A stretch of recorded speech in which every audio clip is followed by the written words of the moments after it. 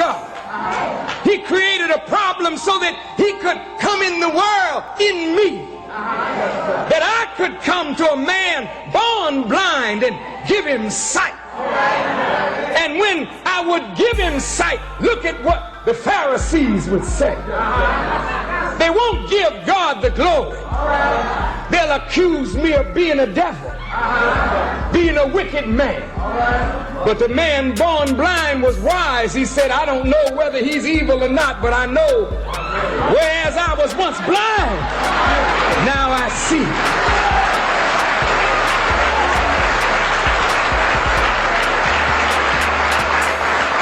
You are not a wicked people. We do wickedness, but wickedness is not your nature. God didn't create you wicked. He created us in harmony with his own righteous nature. We are divine beings that have been reduced to dust. You didn't hear that, but I want you to hear it. You are divine beings. How could God be your father and you not have the essence of your father in you? So, if God is our father and we feed from our father, then father will grow us into himself, that we become heirs, as Paul said, with God, partakers of his spirit, feeding from the source of purity, where we become living gods on an earthly plane. As Paul said, or rather as David said, you are all God's children of the Most High God. You got the power to change it all. You just need that is called Christian love. I'm gonna be all right in a minute.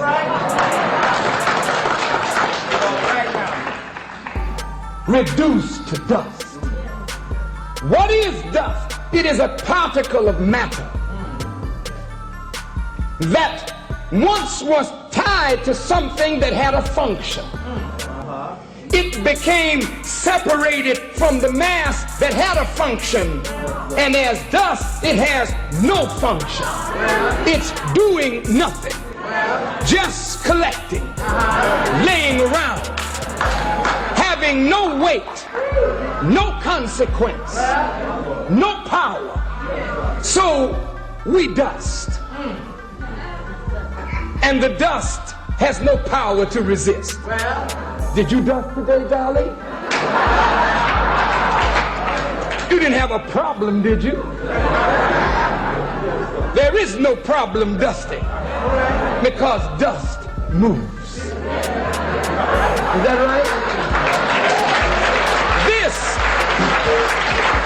This is what we have been reduced to. Dust. No weight economically, no weight politically, no weight spiritually and intellectually, just dust. Gathered on the west side, gathered on the south side. Wherever you gather, you remain until the duster comes and says, oh no, we must move this. You are not like a tree planted by the river. You don't have no root, black man. Wherever the wind blows, it blows you. And when the wind settles, the dust settles. But God said, let us make a man. What you gonna make him from, God? I'm gonna make him from dust.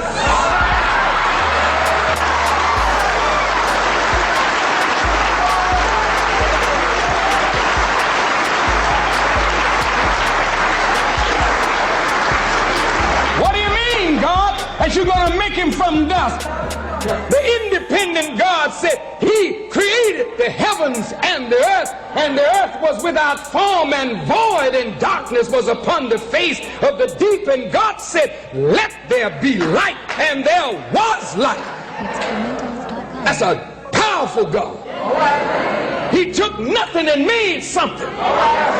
So he's telling dust, don't worry. If I will to make you a man, all I have to say is be, and it is.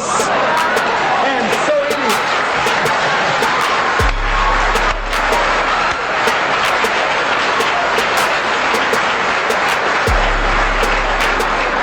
I'm going to make a man. And after I form him from the earth, I'm going to breathe into his nostrils the breath of life. He will become a living soul. He was dead, lifeless matter, but I'm going to form him. Form him. Look at the word. Form him. The Quran says, I have made him goodly in form. Then I'm going to breathe into him the breath of life.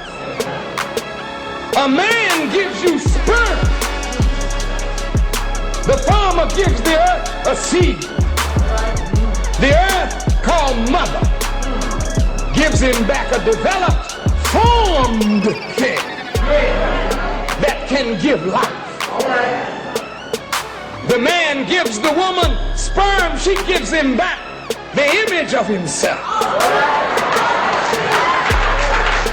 And when the baby comes forth in the 9th month and the umbilical cord is cut, the breath of life comes into the child and he becomes a living soul. This is only giving you a picture of a spiritually, mentally dead people, that when God breathes into them, first he's going to form them from the earth. Then he's going to breathe into them his own spirit, his own wisdom, that they will become alive. What made them alive? God's life is in them. So they are now not men, they are living gods.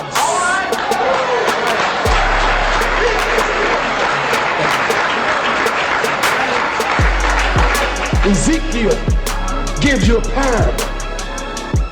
Dry bones in the valley. God sent a man there to give them a word. That's how it starts, with a word.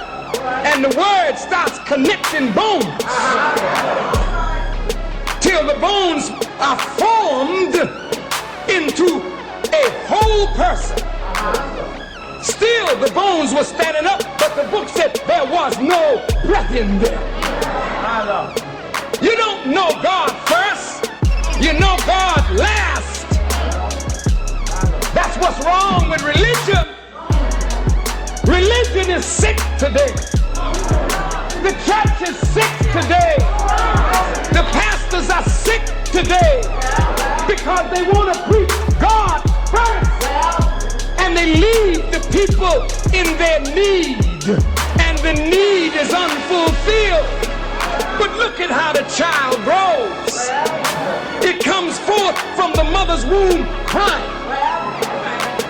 It is insecure, afraid, in a new environment.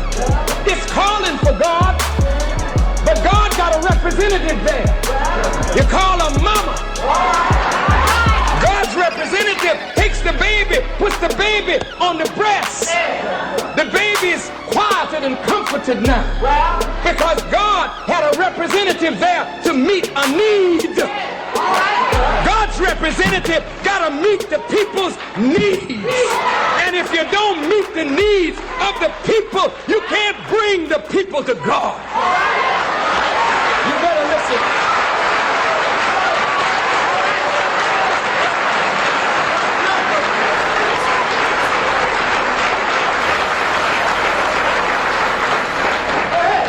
Can a hungry stomach hear the word of God? Feed the hungry, clothe the naked, shelter the homeless, then tell them who did it. Then you're bringing them to God.